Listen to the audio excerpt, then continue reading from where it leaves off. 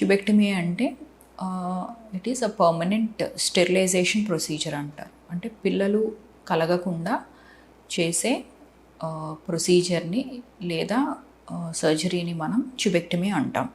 So ట్యూబెక్టమీలో ఏం చేస్తామంటే ఏవైతే ట్యూబ్స్ ఉంటాయో రైట్ సైడ్ ఒక ఫిలోపియన్ ట్యూబ్, లెఫ్ట్ సైడ్ ఒక ఫిలోపియన్ ట్యూబ్, ఈ రెండు ఫిలోపియన్ ట్యూబ్స్లో మిడిల్ పార్ట్ని మనం తీసుకుని దాన్ని 2 పార్ట్స్ని మనం కట్ చేసి దాని కంటిన్యూటీ అనేది మనం లేకుండా టై చేయడం అనేది జరుగుతుందన్నమాట. సో దీన్ని స్టెరిలైజేషన్ ప్రొసీజర్ అంటారు ఆర్ ట్యూబెక్టమీ. సో ఒక్కోసారి దాన్ని మనం త్రూ రింగ్స్ కూడా చేస్తామన్నమాట. రింగ్స్ అనేవి అప్లై చేయడం వల్ల ఏమవుతుందని అంటే సో ట్యూబ్స్ అనే కనెక్టివిటీ ఉండదు. సో ట్యూబ్స్ కనెక్ట్ అవ్వకపోతే ప్రెగ్నెన్సీ అనేది వచ్చేది 0% అనమాట. ఫెయిల్యూర్ ఛాన్సెస్ కూడా 0%.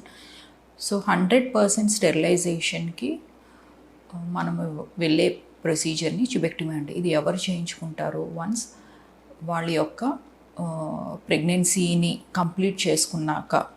సో యూజువల్గా అట్లీస్ట్ 2 చిల్డ్రన్, హెల్దీ చిల్డ్రన్ వాళ్ళకి ఉన్న తర్వాత యూజువల్గా ట్యూబెక్టమీకి అనేది వెళ్ళటం జరుగుతుందన్నమాట.